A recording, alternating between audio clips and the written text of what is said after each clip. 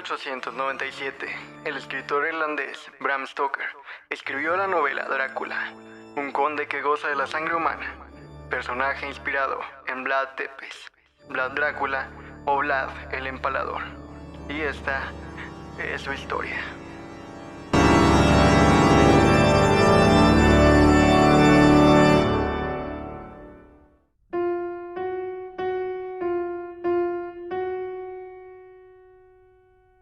Sean bienvenidos amigos a una nueva edición del octubre, históricamente misterioso de Hablemos de Historia. Siendo esta la penúltima edición del especial del mes, la última será el día domingo y así cerraremos los episodios misteriosos y regresaremos a la normalidad. En fin, esta vez les traigo una historia más histórica que los demás episodios de las últimas semanas, pero que sé les va a gustar por igual. Esta es la historia de Vlad el Empalador.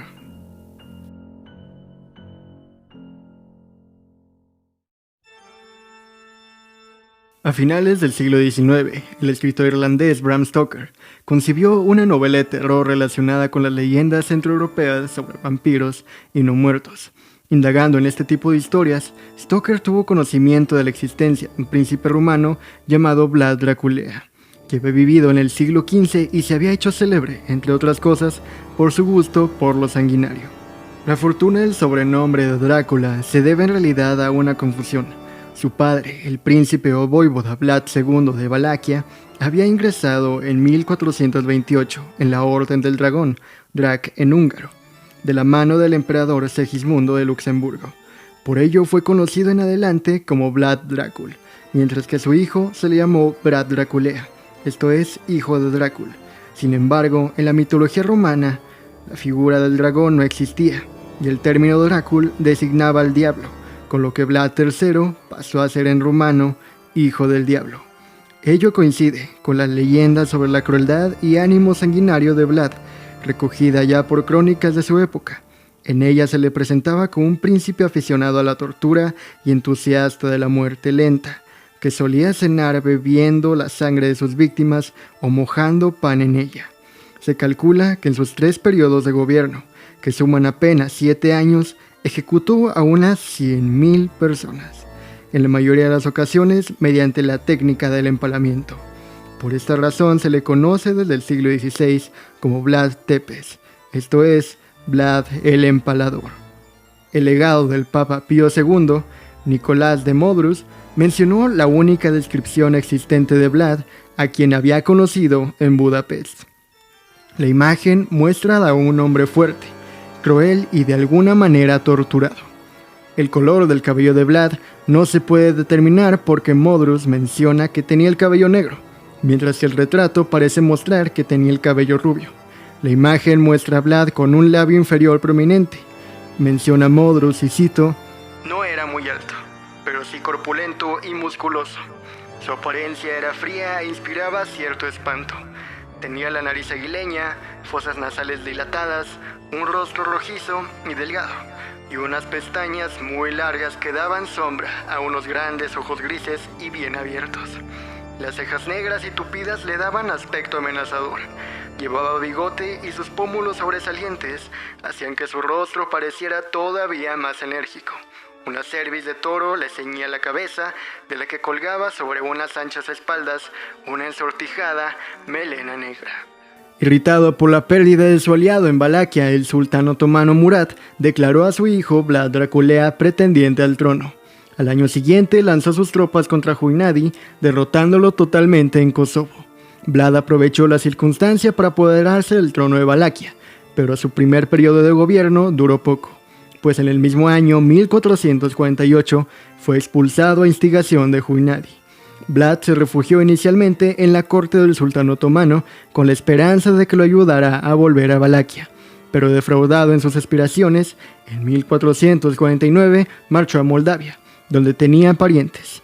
En los años siguientes intervino en las luchas internas moldavas hasta que en 1451 marchó a Transilvania. Instalado en ciudades alemanas del país como Kronstadt, trató de reunir apoyos con las vistas a recuperar el trono de Valaquia. La oportunidad le llegó tras la conquista de Constantinopla por Mehmed II en 1453. Viendo a Hungría cada vez más amenazada por los otomanos, Huinadi se lanzó a buscar aliados para un enfrentamiento directo con los turcos. El noble de ese entonces era voivoda de Valaquia. Se mostraba cada vez más entregado a los otomanos y Huinadi pensó en sustituirlo llamando a Vlad. Este olvidó todo rencor por la muerte de sus familiares y se lanzó al combate.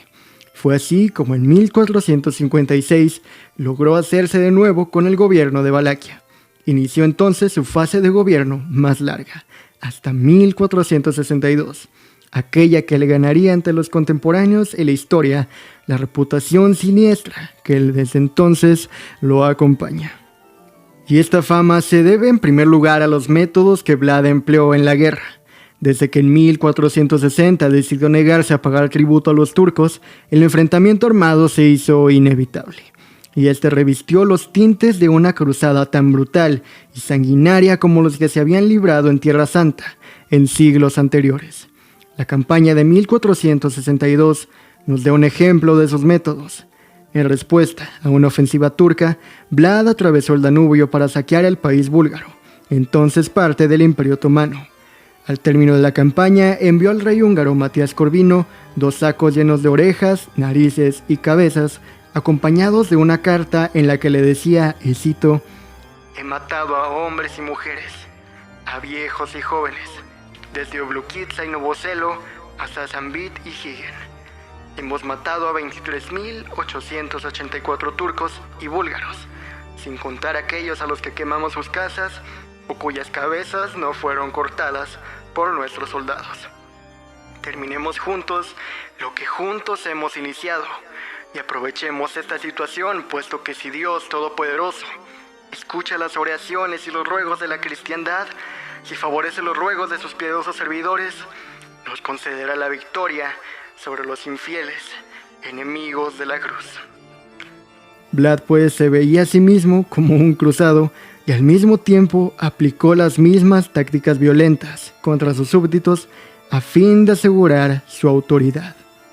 Crónicas de la época refieren que Vlad disfrutaba de practicar esta tortura y que incluso acostumbraba a cenar en medio de los condenados y de los cadáveres de sus rivales.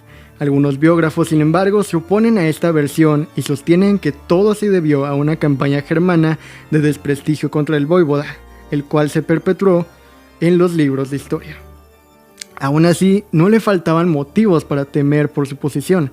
La nobleza boyarda se mostró desafecta, absteniéndose a participar en la guerra contra los turcos. Los colonos alemanes, por su parte, protagonizaron diversas revueltas. De ahí que, como brazo ejecutivo de la justicia, el voivoda le impusiera con crudeza, castigando duramente a los delincuentes y sofocando rebeliones. Las sádicas ejecuciones de sus víctimas resultaban ejemplares y contribuían a imponer el orden. De algún modo podría decirse que su máxima era que el temor traía consigo la obediencia. Y tanta fue su severidad que dio lugar a historias como de la jarra de oro que dejó enfrente de su residencia en Tirgoviste, para que los viajeros pudiesen beber agua en ella. Tal era el temor que inspiraba al gobernante que nadie osó nunca a robarla. Pero el método de castigo con el que se asocia la figura de Vlad es, claro está, y como ya lo mencionamos, el del empalamiento.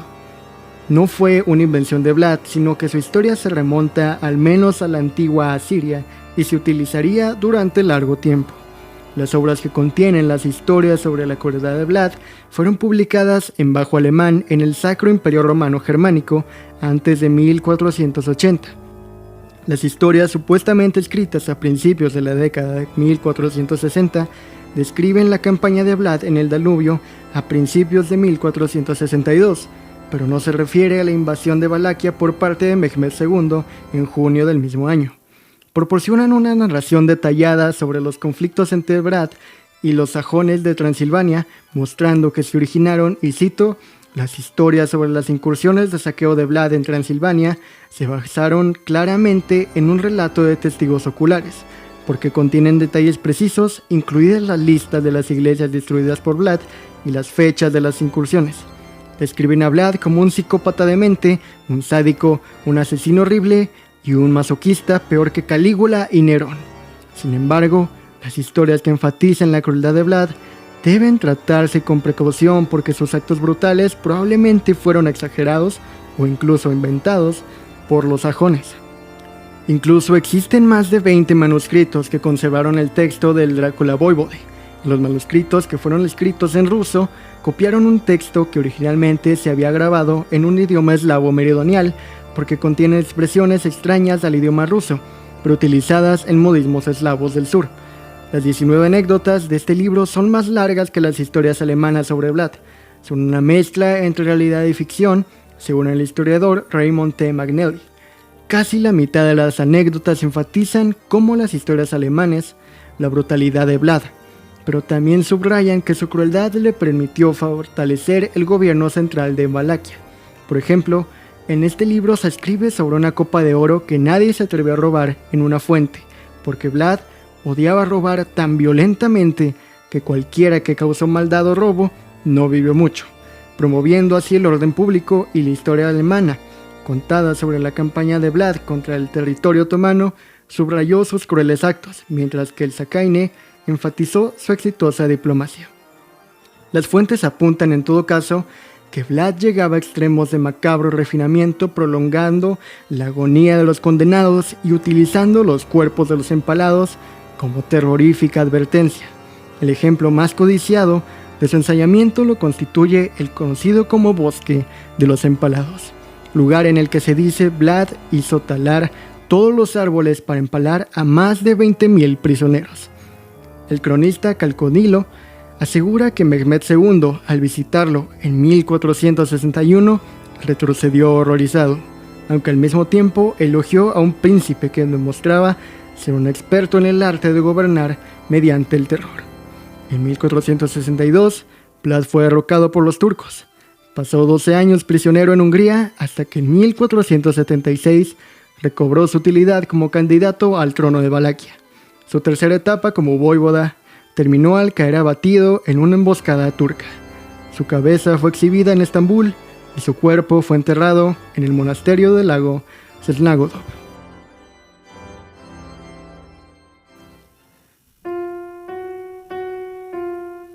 Y bueno amigos, gracias por escuchar un nuevo episodio de Hablemos de Historia. Espero que te haya gustado, hayas aprendido algo nuevo, pero sobre todo que te hayas quedado misterioso o misteriosa a lo largo del episodio. Si ese fue el caso, regálame un like en el YouTube o sígueme en el Spotify o donde quiera que estés escuchando esto. Asimismo, te dejo las redes sociales del podcast, Instagram como @HablemosPodcast, podcast con doble T, y Facebook como Hablemos Historia. Yo fui Alex Martínez, muchas gracias por haber escuchado y nos escuchamos el domingo en la última entrega misteriosa de Hablemos Historia. Nuestro podcast ha terminado, podemos ir en paz. Esto fue palabra de Tom Ellis.